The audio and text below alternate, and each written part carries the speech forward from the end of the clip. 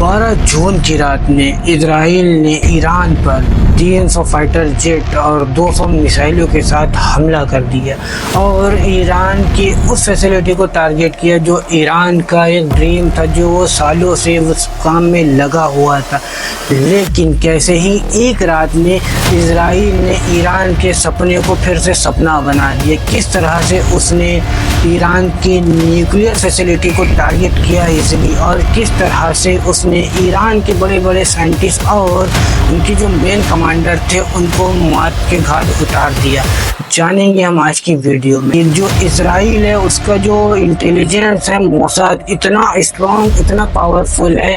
खबरों की माने तो ये बताया जा रहा है कि मोसाद ने सालों पहले से ही ईरान के अंदर अपने जो उनके जासूस होते हैं उनको एक्टिव कर दिया था, और उन जासूसों को ईरान की जो टॉप के कमांडर हैं, जो लीडर हैं, मिलिट्री के जो लीडर हैं, उनके अंदर में एंट्री कर दी थी। और वो सालों से ईरान की जो खुफिया न्यूक्लियर पावर की साइट है वो अच्छे से जानता था, और मौका देखते ही साथ ईरान न्यूक्लियर पावर बनाने की बहुत करीब है। तभी उसने ईरान पर रात में 2 से 2:30 बजे के करीब 300 मिसाइलें और 200 फाइटर जेट के साथ साथ उनके अंदर से ही उसने ड्रोन लॉन्च किए और सटीक हमला किया, जहां पर ईरान के टॉप के कमांडर और जो न्यूक्लियर के साइंटिस्ट थे वो लोग थे, उनको टारगेट किया और सबको मार दिया। तो कभी आपने सोचा आखिर क्यों अमेरिका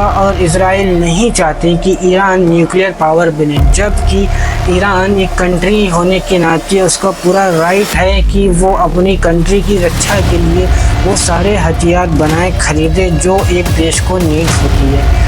तो चलिए जानते हैं आज की वीडियो में आखिर क्यों अमेरिका और इजराइल नहीं चाहते कि ईरान ये परमाणु बम बनाए। तो वीडियो को चलिए शुरू करते हैं। इमेजिन कीजिए एक देश ऐसा है जो हमेशा अमेरिका और इजराइल को धमकी देता है, और वो ये भी कहता है कि हम इजराइल को मैप से ही मिटा देंगे। अब अगर सोचिए उस देश के पास न्यूक्लियर बम आ जाता है तो क्या होगा। देश जो अमेरिका को और इजराइल को चुनौती देता है और इजराइल को धमकाता भी है और मिडिल ईस्ट का कंट्रोल भी चाहता है, अगर ऐसे देश के पास ये परमाणु बम आ जाता है तो क्या होगा।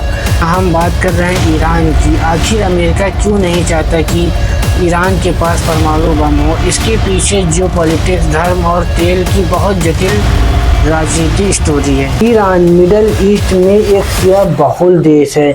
अमेरिका और उसके सहयोगी देशों को हमेशा ये डर रहता है कहीं ईरान ने न्यूक्लियर पावर, परमाणु बम हासिल कर लिया तो मिडल ईस्ट की स्थिति को स्थिर कर सकता है।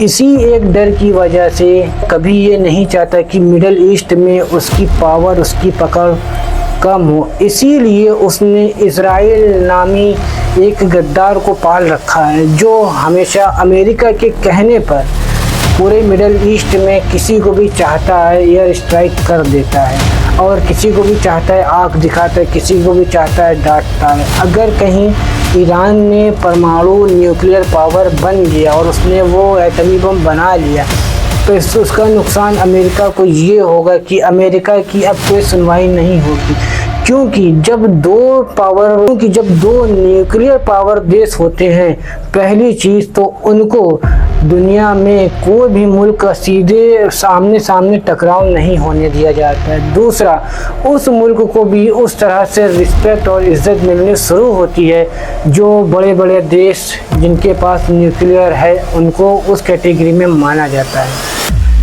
अमेरिका का सबसे करीबी दोस्त है इजराइल, और इजराइल कई बार ये धमकी दे चुका है कि वो इजराइल को दुनिया के नक्शे से मिटा देगा। सपोज़ करो अगर ईरान के पास न्यूक्लियर पावर आ जाता है, न्यूक्लियर बम आ जाता है, परमाणु बम आ जाता है, तो वो हो सकता है कि इजराइल को सच्ची में नक्शे में मिटा दे, क्योंकि इजराइल बहुत छोटा सा देश है। अगर उसके ऊपर 1-2 परमाणु बम भी मार दिया जाए तो उसको बहुत ज़्यादा फ़र्क पड़ेगा, जिसकी कल्पना इजराइल ने भी नहीं किया होगा और अमेरिका ने भी नहीं किया होगा। और सपोज़ करो अगर ईरान ने परमाणु बम बना भी लिया तो होगा फिर ये मिडिल ईस्ट के और जैसे देश हैं, यूएई है, सऊदी है, कतर है, ये सब भी देश परमाणु बम बनाने की रेस में लग जाएंगे। और होगा उससे ये कि मिडिल ईस्ट में परमाणु बम की संख्या ज़्यादा हो जाएगी। ये सबका कुल मिला के बस इतना ही होना है, जहाँ ये सारे देशों ने परमाणु बम बनाया उसके बाद इन देशों को अमेरिका से किसी भी सुरक्षा के लिए उसके पास नहीं जाना पड़ेगा। और अमेरिका कभी ये नहीं चाहता कि मिडिल ईस्ट में उसकी पकड़ कमज़ोर हो, इसीलिए वो कोशिश कर रहा है कि ईरान परमाणु हथियार ना बना।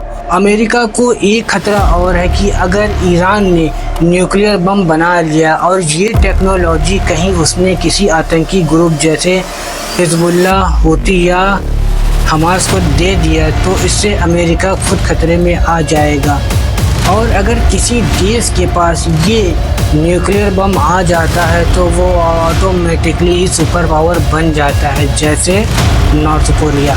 कुल मिलाकर बात करें कि क्यों इजराइल ने ईरान पर हमला किया, तो उसके पीछे सीधा अमेरिका है। और अमेरिका का केवल इतना सा मकसद है कि अमेरिका नहीं चाहता कि मिडल ईस्ट में कोई भी न्यूक्लियर पावर बने और अमेरिका की ताकत दुनिया से कम हो, क्योंकि अगर एक बार ईरान ने न्यूक्लियर पावर बना लिया तो फिर वो अमेरिका के वैसे भी खिलाफ रहता है, फिर उसको बराबर से आग दिखाएगा और मिडल ईस्ट में हर कोई न्यूक्लियर बम बनाने की रेस शुरू कर देगा। और उसका असर ये होगा कि अमेरिका जैसा सुपर पावर जो आज पूरी दुनिया का बाप बना फिरता है, उसकी पावर घट जाएगी। दोस्तों, अगर आपने वीडियो यहाँ तक के देखा है तो हमारे वीडियो को लाइक कर दें और चैनल को भी सब्सक्राइब कर दें।